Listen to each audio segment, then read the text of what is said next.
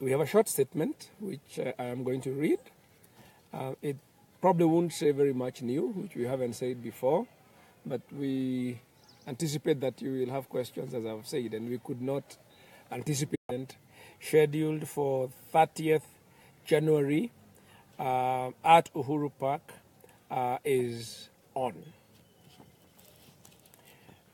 We further bring your attention to the fact that we will be having quite a number of pre-inauguration celebrations and activities as throughout the country as we draw closer to the date, which we intend to be significant events in their own right.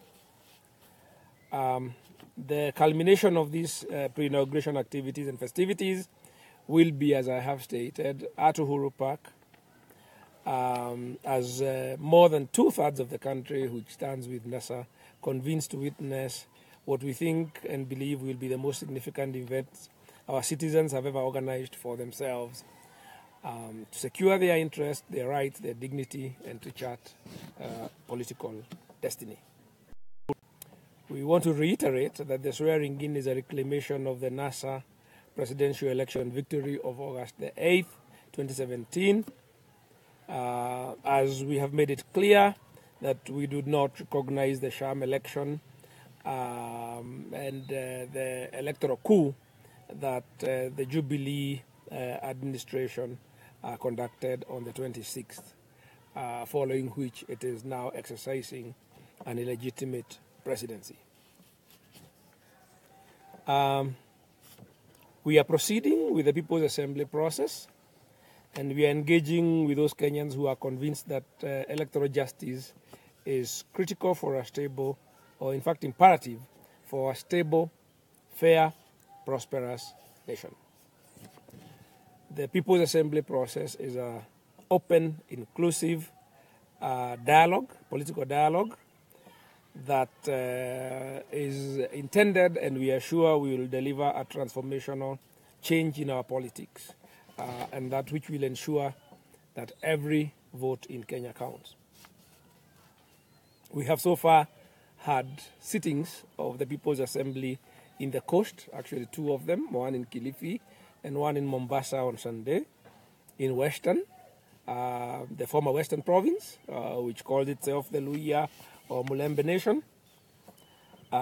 We have had a sitting, a large, successful sitting in Ukambani, and each of these has drawn up locally contextualized resolutions in the preparation for the national convention process. On Saturday 27th, which is the coming Saturday, we are proceeding to the West again for the Luo Nyanza People's Consultative Forum, which will be hosted by Homa Bay County. We wish to salute the Luo Nation for consistently and resolutely standing up against electoral injustice throughout the 50 years of Kenya's independence. It is still fresh in our minds how Luo Nyanza was profiled, brutalized, and innocent lives lost for simply exercising the right to reject dictatorship and for demanding the democratic right to a free and fair election. The Luo Nyanza Assembly, as with all others, will deliberate on how to remake this nation so that it works for all of us. We are convinced that this nation has no future, this country has no future, unless we can agree on how to share power and exercise it responsibly. And by sharing power, we are quite explicit that this is a conversation that should be held by the communities of Kenya, not by amorphous stakeholders called private sector or the church or different type of groups. Kenya belongs to its people, and the people belong to their respective communities and sub-nations. And those are the people who must decide how we are going to share power, exercise it, ensure that it is exercised responsibly, share opportunities equitably, and of course, above all, how to coexist peacefully as distinct communities brought together by the cruel fate of colonialism. So from the Homa Bay People's Assembly on Saturday, we will officially launch our nationwide pre-inauguration festivities as we prepare to converge on Uhuru Park to exercise our sovereignty so that we can bestow our sovereignty and delegate our sovereignty to those leaders who we believe we elected for ourselves on the 8th of August 2017. Thank you very much. We are now prepared to take your questions. Question? Name? Ken Mijungu.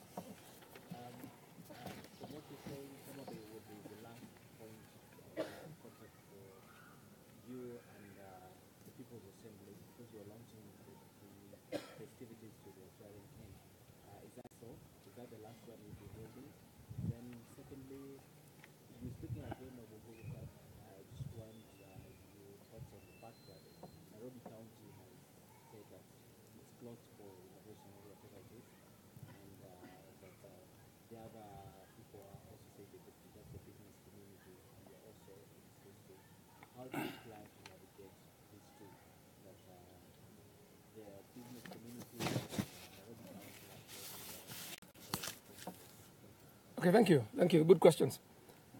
First, the Homa Bay Assembly is not the last. We have about 4 others that will take place after that. But because of organization and scheduling, we tend to announce them as they are confirmed because their dates are not confirmed. But there are 4 others. We've had 4 regions, we're going to hold another 4, probably 5. Some regions are coming forward and saying they want to hold some 2. So there are places we haven't planned, but they think that...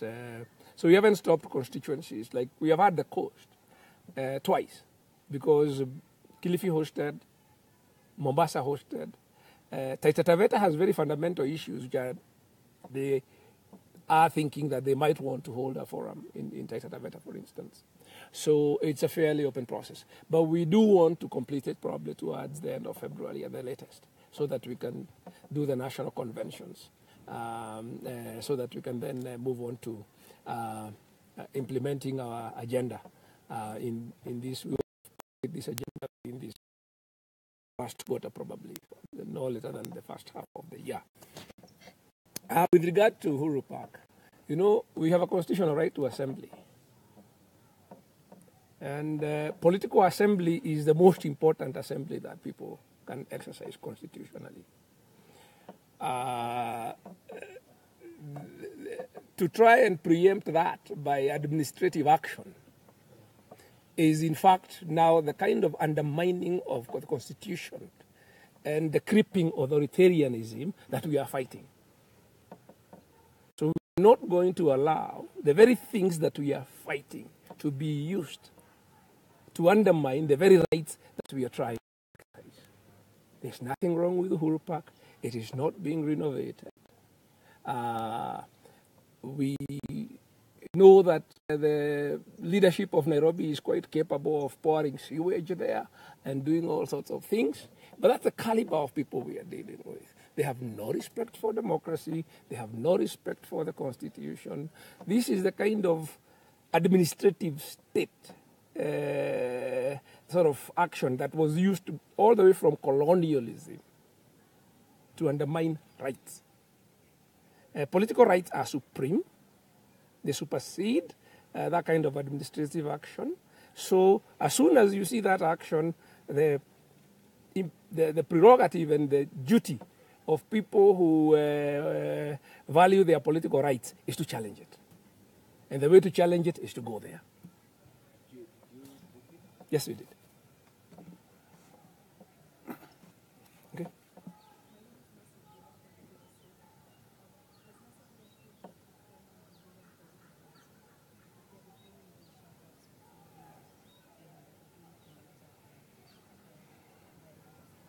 No.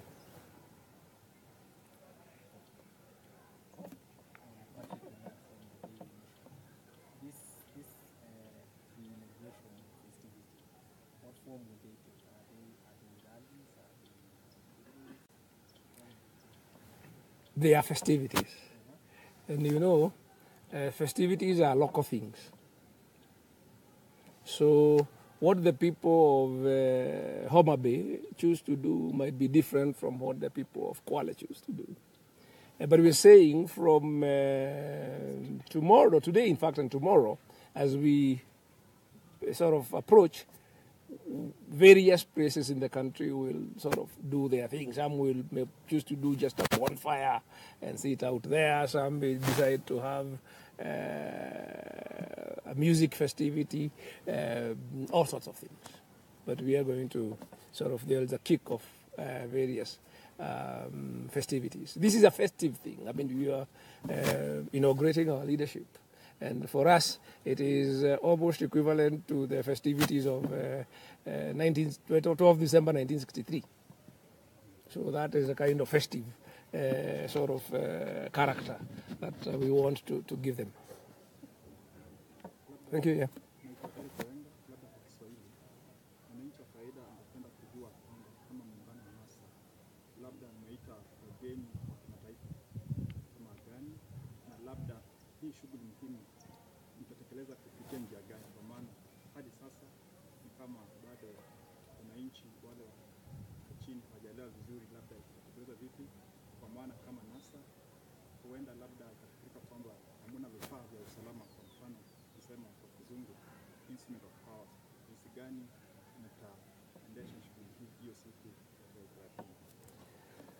Jukumu la wananchi ni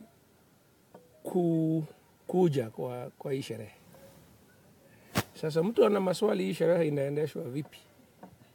Akitaka kujua ni aje to witness. Yeah?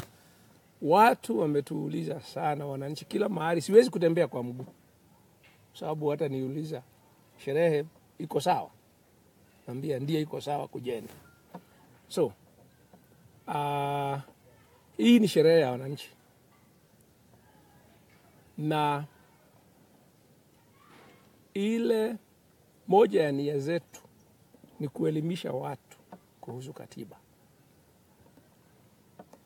Kuna watu wanaamini kwa kuchukua mamlaka ni kupatiwa vyombo fulani. Sasa ukivaa kofia fulani, ama uvalishwe mavazi fulani, ama ukae jumba fulani, ama uendeshwe na magari fulani, hiyo ndio kuwa na mamlaka. Na tunataka kuelimisha wananchi kuwa mamlaka ni wao wanatoa. You delegate power. It is not gadgets. Okay? So, ile kitu muhimu zaidi ni wananchi kujitokeza popote. Wale hawataweza kufika Nairobi, wajitokeze kwa miji na vijiji zao. Wale watu wote ambao hawakupiga kura tarehe 26, tunawahimiza watokee pahali, waseme sisi hilo jukumu la mamlaka ya Kenya tumewampatia Raila Odinga na Kalonzo Musyoka. Kama tungeweza tuhesabu hao watu, tunaweza kuonyesha kwa hakika kuwa wao ndio wa Kenya wamepatia jukumu la utawala, sio watu ambao wanatoa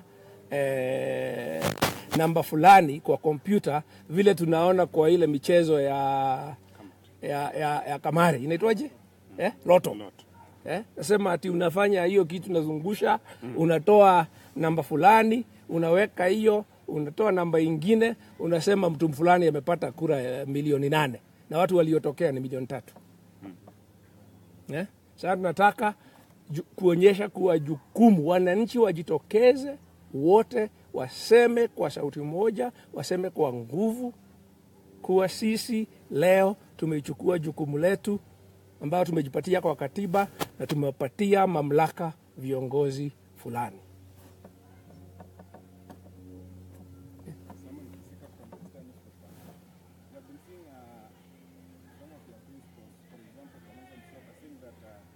If Jubilee is not going to allow for dialogue, the swearing in is going to be held. Suppose they call for dialogue, are you going to suspend this swearing in? Also, remember that this week you are supposed to go to Manila and Kshs, which are considered regions, NASA regions. Why is it that you have considered to go to Homa Bay instead of appreciating to go back to Kshs? Then finally, have you identified somebody who is going to swear in the two people? Okay. Your first question is dialogue. Let me make it clear. I think what has happened is that people are not listening very keenly to what we are saying. And they are also looking for differences which don't exist. We have said that we are prepared for dialogue on electoral justice. We have particular things which we have said constitute electoral justice. Okay?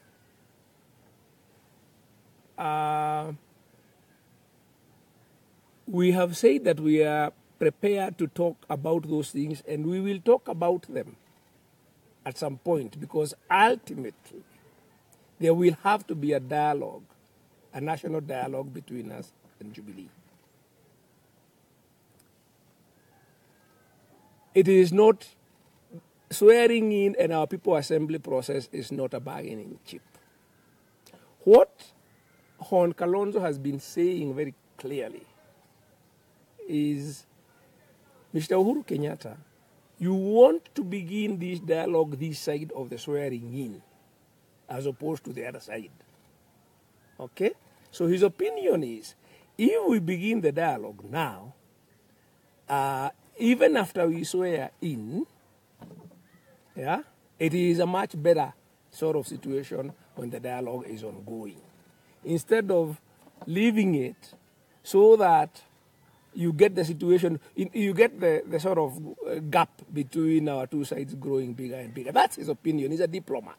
So that is his preferred timing.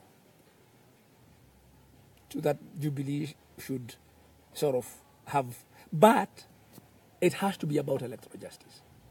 We are not, the electoral justice for the 2017 election is non-negotiable.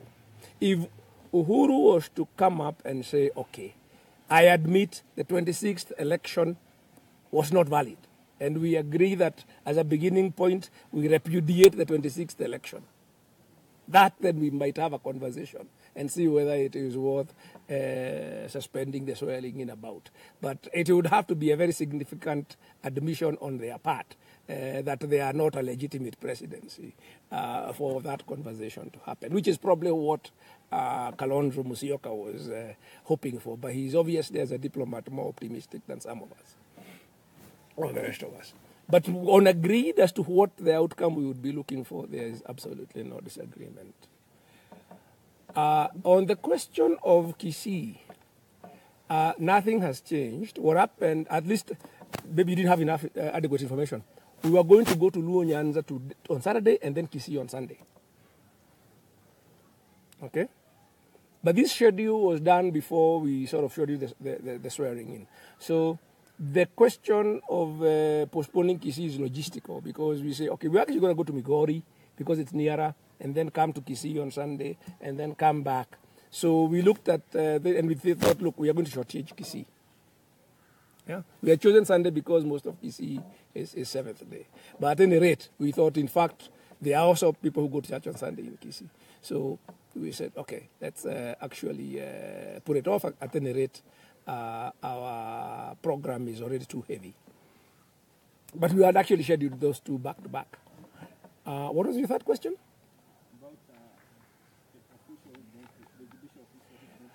I want to take you back to the previous answer. The preoccupation with symbolism.